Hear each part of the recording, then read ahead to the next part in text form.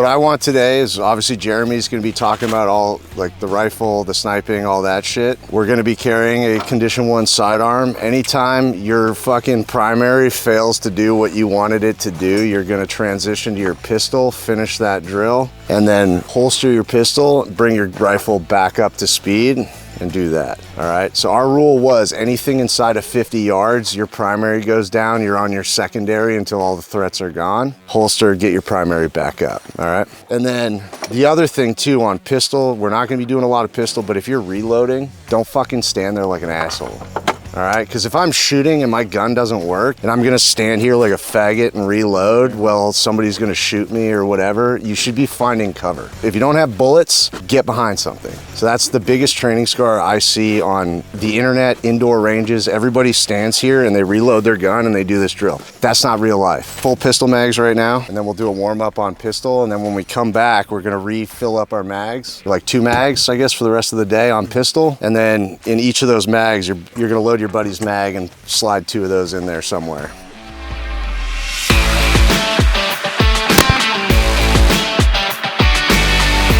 So if I have a target right there and I'm going to shoot it, once I'm shooting past that 90 back towards where I came from, you miss that target. Any round miss is a 1-second penalty. Miss target, 10-second penalty. Okay. Cool. We'll just do a quick intro to M4, fighting with your rifle. A lot of this stuff I'm sure everybody here has heard at one point. So I don't want anything that I'm saying to be as like I'm teaching you anything. I'm teaching you, or I'm showing you, or I'm sharing a way, my experience. And then that way might work in this situation, and then that might not work in another situation. So knowing multiple ways is key, because you gotta be fluid, you gotta be adaptive. Some of the best schools I went to were schools that I fundamentally disagreed with everything they did, from hostage rescues to linear assaults to aircraft assaults, just basic gunfighting. So I know there's that discussion about, we were just talking with Brian, 2-point to 1-point slings.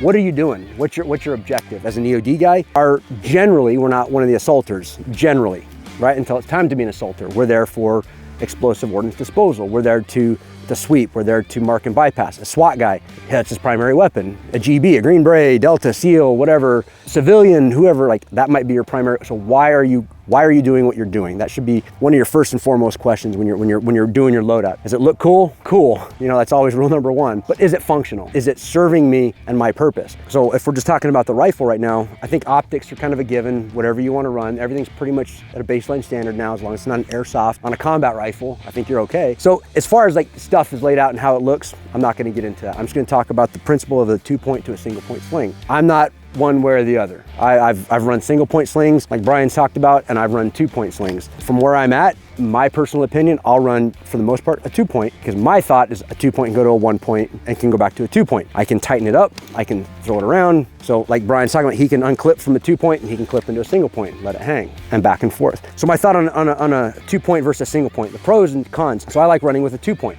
I can work my metal detector, I can touch things, I can go hands-on, however I want, and it stays relatively close. There's many 2-points where I can just really lock this in and dial it up. If I need to lock it up because I want to go hands-on, or I'm going to pistol, or I'm working a tool, I can go 2-point.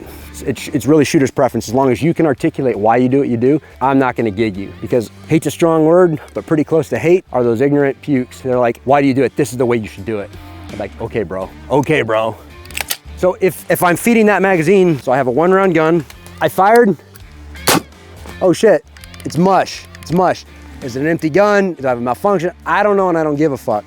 So I'm gonna strip it, new magazine in, economy of motion. So it would be thumb up, put it back into battery. Do I need to fully extend and remount this gun in a strong way? That's up to you. That's up to you whether you really want to get a good strong mount, or do I need to just get the old GI way of just put that battery back into the bolt back into battery and start firing from here as I'm moving, and then I can remount my gun in a strong way. Whichever way gets you to win that gunfight. The guy that gets rounds on target first generally wins. This is where the cool guy gear comes in, is like you have your battery assisted device. Some rifles are ambidextrous, your LMTs, some of your more higher end, they're ambidextrous. I'm all about that, because now I'm only working with a finger. It's whack, whack, whack, reload, back into battery, and I'm remounting that gun. What works for you doesn't always work for me. So working those malfunctions. Double feed is, you had one failing to eject or failing to extract while it's trying to feed a new round. So I'm firing, I'm firing, everything's cool, everything's going good. Black, it's mush, it's mush. I don't feel the click, so I need to strip it, strip it, rip it, refeed it, and cycle it. Again, we can get into like, what do I have? Take a look at it as a stovepipe, chop it. That's all great, and that's something to build on. But for right now, just where I'll leave you with right now on as far as malfunctions, unless anybody has anything else, is click, tap rack, mush, strip and rip. For us, pistol rifle, the strip and rip was 3 racks of that slide before you refit. 99% of the time, 3 racks, it's coming out. And what that does is you're embedding day or night, right? If it's daytime, yeah, I'm gonna take a look. I don't know how many people here have actually looked through nods while fucking doing shit close to you. You can't see it, right? So it's like fucking whack, whack, whack, new food, whack, pray, all right? But day or night, if you give it 3, during the day, I'll probably take the time to look, because by being able to understand what's going on, I can remedy it faster. At night, what am I gonna do? Put my dick skinners in there and try and fucking feel around? No, I'm just gonna keep racking. All right, so what'd we say? The average doorway is what, 36 inches? A middle-sized guy to be able to plug up that doorway. So about 36 inches of clearance of threshold. So let's say that's my bad guy. That guy in the orange right there, he's about 7 meters deep. We would call this a center fed room. There's a wall here, and there's a wall here, so it's center fed. So as the walker feeds me into the center of the room. So the 2 biggest areas in general, the 2 biggest areas that I'm gonna see last are gonna be what we call our 90s, here and here. So we plan for that, because as I'm walking up, I can see the majority of that room. I can see it, I can see what's in there. I walk by, I can see what's in there, I can see what's in there. I can't quite see what's in that corner until I actually peek my head in there. So the idea, absent a very exit, try to clear this room as much as I can from the outside, right? So we call it pie-in, step over just in case. So we call it pie-in, whatever. So I'm looking, I don't see anything. Oh man, I see a threat. Brass outside the room. I don't need to run through the room to necessarily close with him. I want my brass to land outside the room. And then I can continue to clear. Oh shit. So that's the idea of brass outside the room. If I clear, I see nothing, and then I dig in and then continue. So what we'll do is we'll just practice a couple times a corner fed or center fed on a corner threat. All right. So we'll start from this way. We're walking down the hall. And you're in your house. Castle doctrine. I'm clearing my house. Whatever it is, I'm looking. I don't need to stick my barrel through that threshold just yet. That's generally not a good idea. Get off the walls. I pie, I'm looking. I see him outside the room. And I'm back in. So let's try that. So what we're gonna do what's called a U-turn or dig in a 90. So this is a center fed room, right? It's a bedroom. There's a threat. I can't see him because he's deep inside this room. So I wanna clear as much of this room outside as I can without sticking my barrel through. I'm not going slow. We won't get into dynamic versus slow just yet. It's my house. This is my home. My wife and my kids are here. There's somebody in here that shouldn't be here, yeah? So I need to expedite, get to my kids, get to my wife. So I'm not dragging against the wall. I'm off the wall, right? We wanna stay off the walls, but I'm looking. I don't see anything. Cool. Oh shit, I see something. That's a threat. Cool, I just shot him. Do I need to run to him automatically? Maybe, maybe not, I don't know. But this 90 is still not clear, neither is that one. So I can't possibly clear both at the same time as a one-man clearing team. Look, and then dig, and then come in. Does that make sense? If the threat is deep, I'm clearing. Take them as they come, and don't blow that threshold unless you absolutely have to. Again, I know there's a threat there, I just shot him. I don't know there's a threat here. As a human being, where's my attention gonna go? The scary side, right? I know there's something scary there. So this is where the theory is gonna come in, and the what-ifers and the guys that sit there and jerk off thinking about shit and how to be a troll. It's like, well, you don't know what's over there. There could be another guy over there. Roger that. I know there's some asshole right there that just tried to shoot me. I'm gonna pay attention to that first. Still gonna give this my attention, but that's gonna get the majority of my love. I just shot him, whack, and I'm gonna move to him. Again, your internet trolls, and there's a million different ways to do something. You'll talk to a Delta guy, you gotta take that way. Cool. What's really bad if this is a new guy is, one, it might be dark, you might be a little bit elevated, whatever, but don't walk on your sights, slightly at a low or at a high ready. Does that make sense? Because when we're walking, we're on our sights, what am I generally not seeing? Anything from here down. I'll generally, when I'm clearing a house, I'll be like this. It really doesn't take much to do that. And if I'm really scared, I really don't need my optics. I can stance directed fire.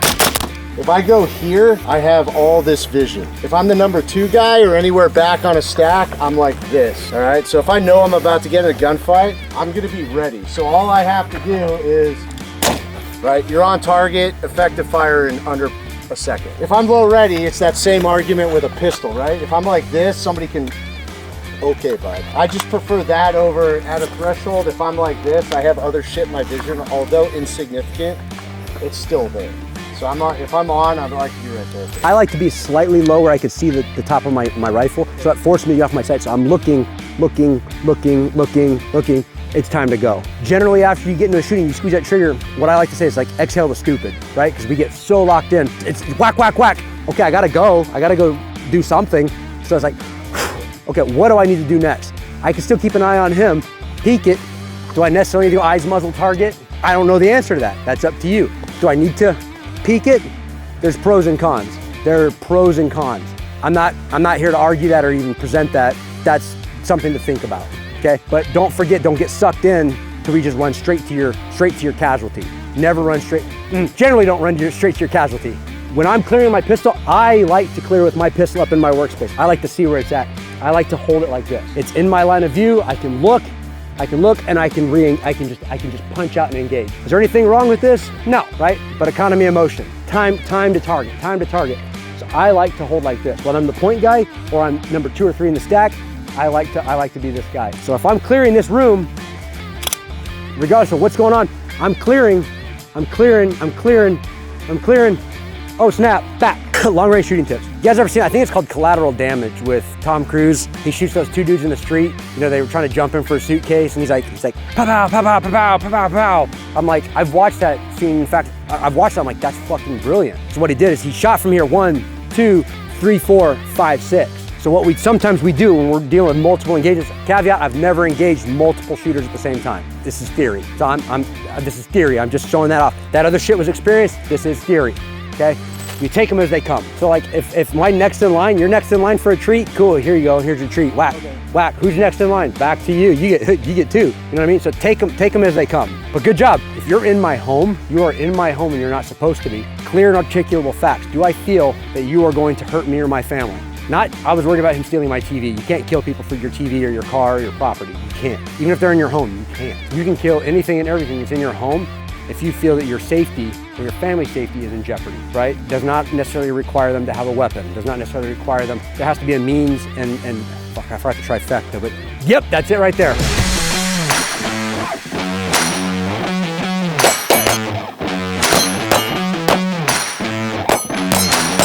Do I need to have a 6x22, 6x24 night force if I'm doing urban operations where I might be engaging somebody at 40, 50 meters? Fuck no. So 6x24x50 is gonna be great for out here in the desert. That 6 power, you can operate at 500 meters pretty easy with that 6 power. So knowing your equipment, knowing your round of choice. What I ran when I was a teen guy is I ran the Sierra boat tail hollow points, the 168 grain boat tail hollow point. They worked great for what I needed to. Windshields, was able to maintain a true trajectory or true accuracy up to 5 feet within a general windshield, that thickness and that angle.